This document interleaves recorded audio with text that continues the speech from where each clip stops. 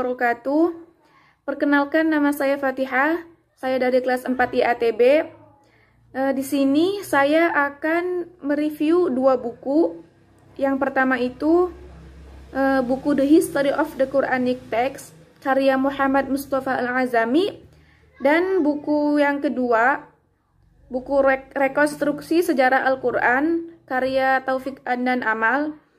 Pembuatan video ini diajukan untuk memenuhi tugas struktur mata kuliah kajian tarikh Al-Quran. Pada kesempatan kali ini saya akan mereview buku yang pertama terlebih dahulu, yaitu buku The History of the Quranic Text. Dalam buku The History of the Quranic Text ini ada 3 bagian pembahasan.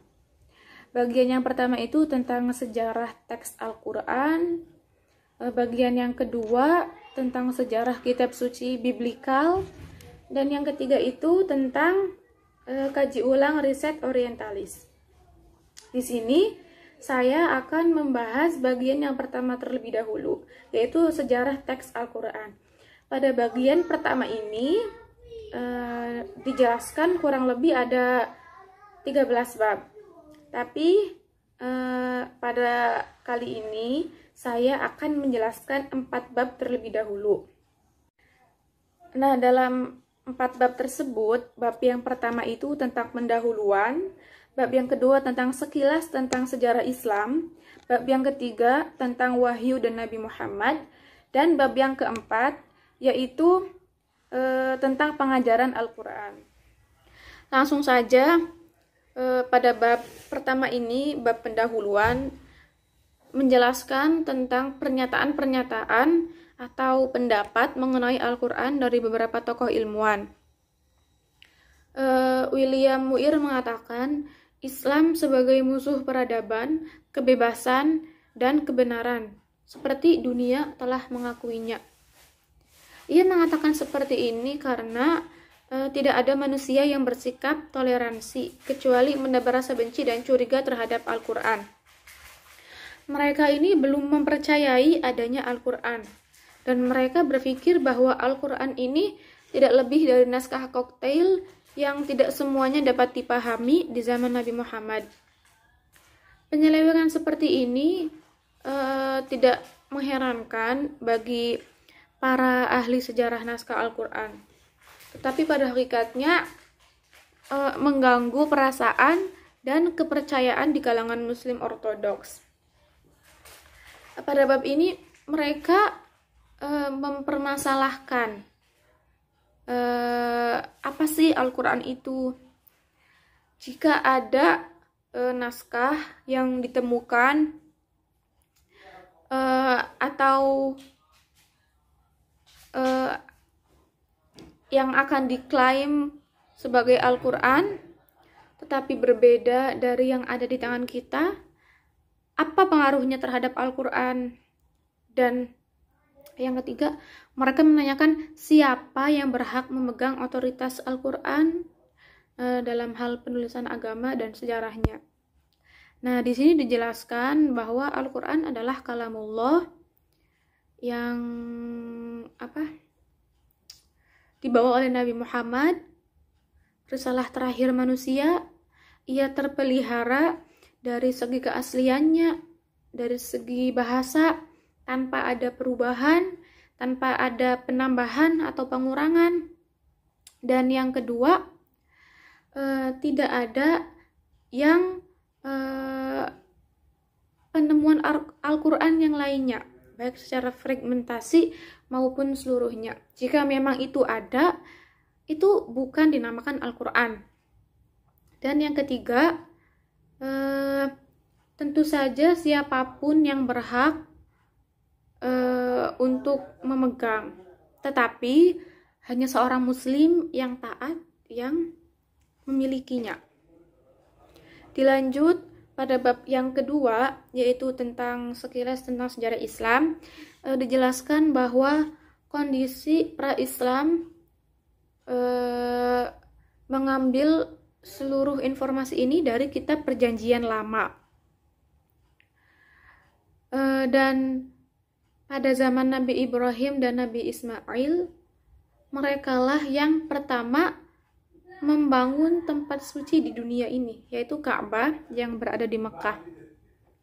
Tidak lama dari pembangunan Ka'bah ini, Mekah tidaklah menjadi kota terpencil lagi. Akan tetapi Mekah menjadi kehidupan di sana semakin berkembang dengan adanya tempat suci dan air Zam-Zam. Menjelang masa kenabian Nabi, Jazirah Arab tidak merasa akrab melihat semua bentuk reformasi keagamaan. Sejak berabad-abad, penyembahan berhala tetap tak berusik. Lalu setelah masa kenabian, baru berhala-berhala tersebut disingkirkan dan dimusnahkan. Dan setelah masa kenabian, beliau menyebarluaskan ajaran Islam kepada masyarakat-masyarakat Arab. Beliau berdakwah secara tertutup selama kurang lebih 3 tahun, dan lalu beliau menerima perintah dari Allah agar dakwah secara terang-terangan. Lalu setelah beliau wafat, ajaran beliau ini dilanjutkan oleh para sahabatnya, yaitu sahabat Abu Bakar, sahabat Utsman bin Affan, sahabat Umar bin Khattab, dan sahabat Ali bin Abi Thalib. Lalu bab yang terakhir yaitu tentang pengajaran Al-Quran. Ayat pertama yang diwahyukan kepada Nabi Muhammad yaitu surat Al-Alaq ayat 1-5. Iqra bismi rabbikal ladzi khalaq, khalaqal insana min 'alaq, iqra wa rabbukal akram, alladzi 'allama bil qalam, 'allamal insana ma lam ya'lam. Di sini dijelaskan bahwa tidak ada bukti Nabi Muhammad pernah belajar membaca atau menulis. Dan umumnya orang-orang sepakat bahwa Nabi Muhammad ini buta huruf sepanjang hayat. Nah, ayat yang tadi disebutkan memberi isyarat bukan tentang persoalan buta huruf, melainkan pentingnya pendidikan yang sehat bagi masyarakat di masa mendatang.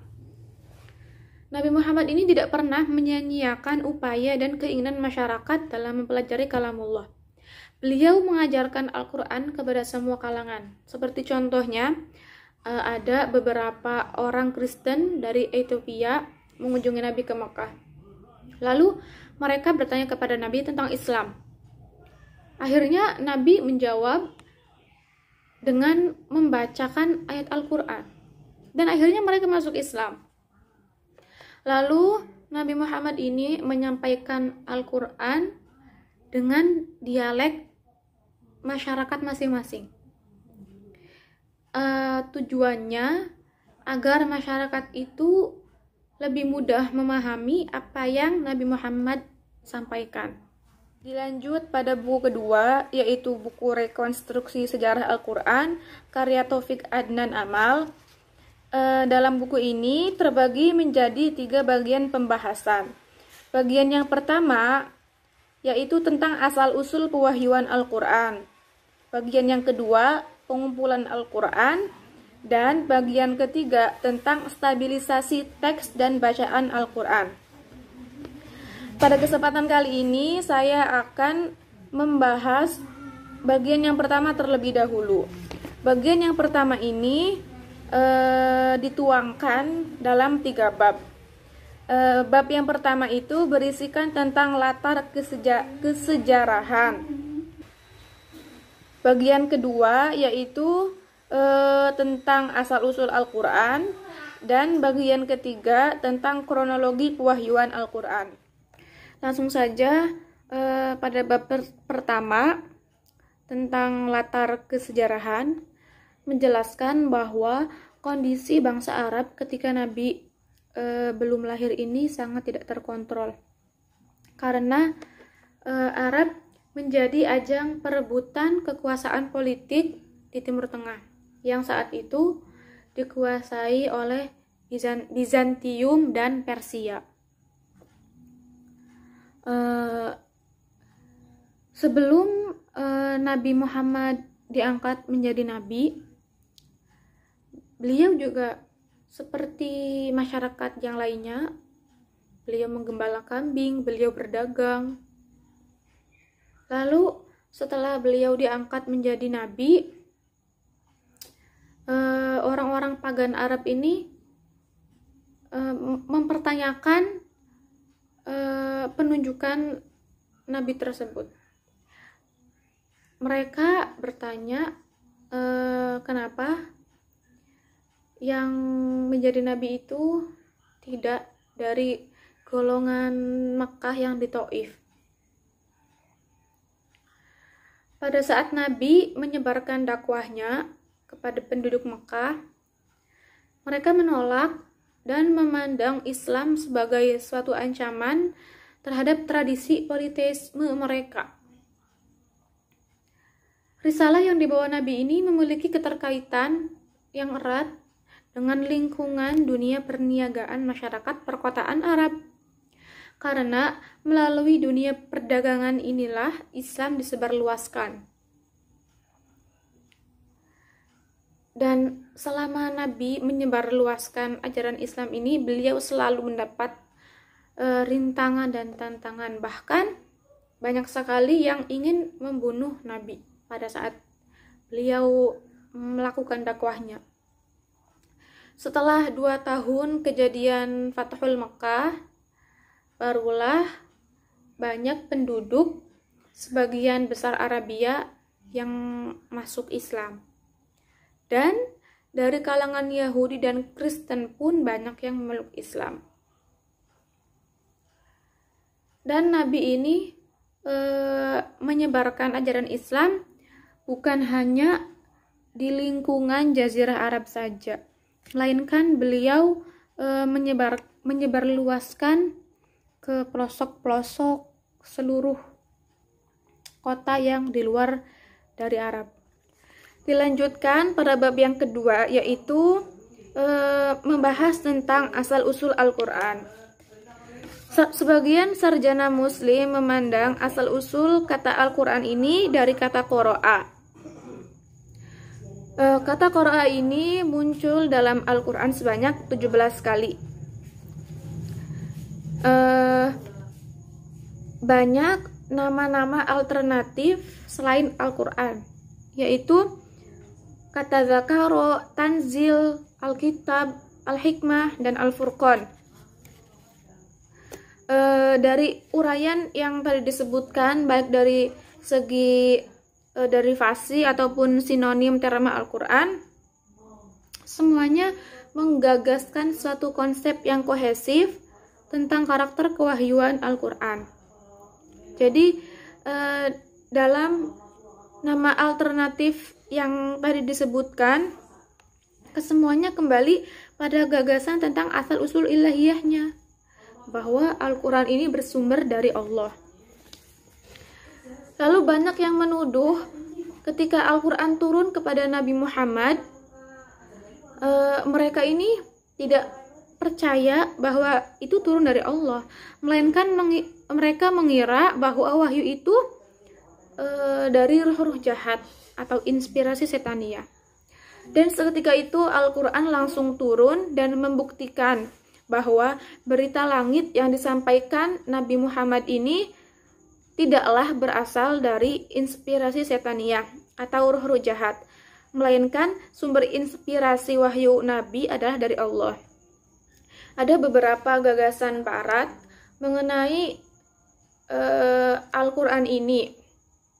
Mereka memandang Al-Quran tidak lebih dari tiruan tradisi Yahudi, dan ada yang menganggap sumber utamanya adalah agama Kristiani. Kemiripan ajaran Al-Quran dengan tradisi Yudeo-Kristiani juga dijadikan sebagai basis oleh sarjana barat untuk teori mereka bahwa sumber inspirasi Al-Quran adalah Perjanjian Lama dan Perjanjian Baru. Tetapi berbagai kemiripan dalam ajaran agama bukanlah disebabkan agama yang satu mengadopsi ajaran agama yang lain, tetapi karena tiap agama tersebut berasal dari satu sumber, yaitu Tuhan semesta alam. Proses pewahyuan Al-Quran kepada Muhammad digambarkan seperti ini.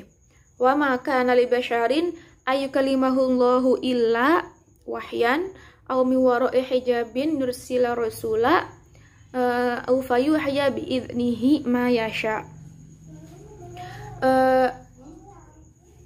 Yang dimaksud dari yang wahyan yaitu wahyu.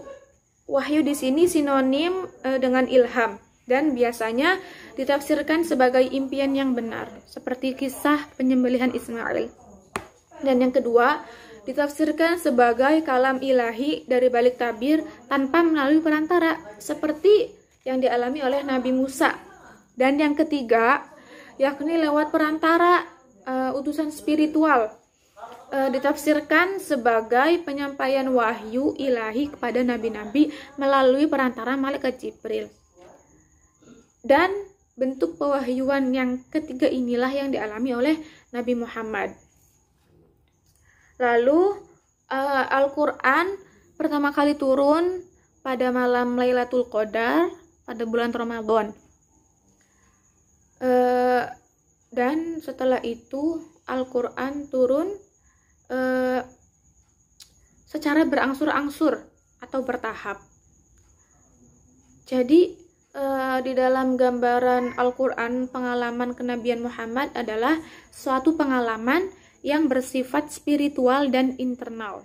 Dilanjutkan pada bab yang ketiga, yaitu problema kronologi Al-Quran.